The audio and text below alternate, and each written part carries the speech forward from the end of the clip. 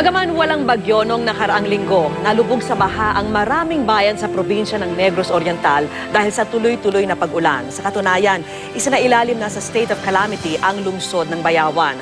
Ang naging aksyon ng GMA Kapuso Foundation, panuorin po natin.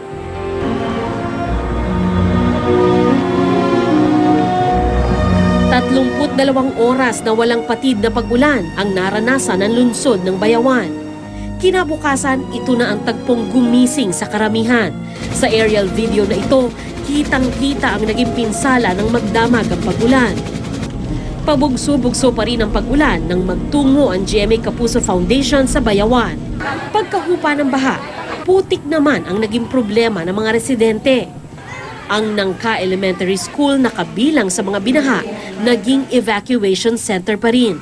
Pagkatapos ng tuloy-tuloy na ulan noong Sabado at Linggo at malaking baha ang nangyari dito sa aming school, ganito na ngayon ang makikita ninyo dito, mga desk dito na sa labas. Kasi maraming bata ang hindi makapasok pag ganito na ang classroom namin. Sir, I don't like that. Sa malayong sityo ng Candalaga, maraming puno at kabuhayan rin ang nasira. Si Aling Aida at kanyang pamilya nakaligtas dahil sa pagkapit sa isang kahoy sa kasagsagan ng baha. Dito kami nakatabok. Pagkatapos, wala may kaon-kaon, tubig lang sa ulan. Si Manglito, bagamat ligtas na ang kanyang pamilya, nagawa pang sumagip ng 8 kapitbahay. Pagbuhay na, inirescue ko. Isugal kong sarili, rescuein ko lang ang buhay ng iba. Kabilang sila sa mga nahandugan ng tulong.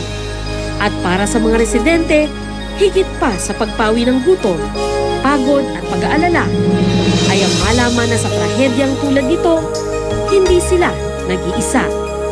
Maraming salamat sa ibinigay nyo na tulong sa amin, sir. Dahil 2 araw ako lang kain at 2 gabi. Nakapaghandog po ng tulong ang GMA Kapuso Foundation sa 1,000 residente sa Bayawan, Negros Oriental. Patuloy pa rin po ang relief operations doon at sa Zamboanga City, mahigit 1,200 bata ang napaglingkuran sa feeding program ng GMA Kapuso Foundation. Dumaong na rin po ang barkong VRP Benguet doon na nagdala ng mga gamot at relief goods para sa isasagawang medical mission simula bukas hanggang Linggo at relief operations sa Lunes. Para po sa mga pamilyang nasa lanta roon, kailangan po ng mga pagkain tulad ng bigas, noodles, delata, bottled water at mga gamot. Kailangan din po ang damit, underwear, tsinelas, banig, kumot, kulambo, tuwalya, toothbrush, toothpaste, sabong panlaba at sabong pandigo. Samantala, sa mga nagpalista po sa Kapuso 2020 Project, gaganapin na po ito bukas sa Studio 4 ng GMA Network. Paalala lang po, ang mga nagpalista lang po ang mabibigyan ng serbisyo.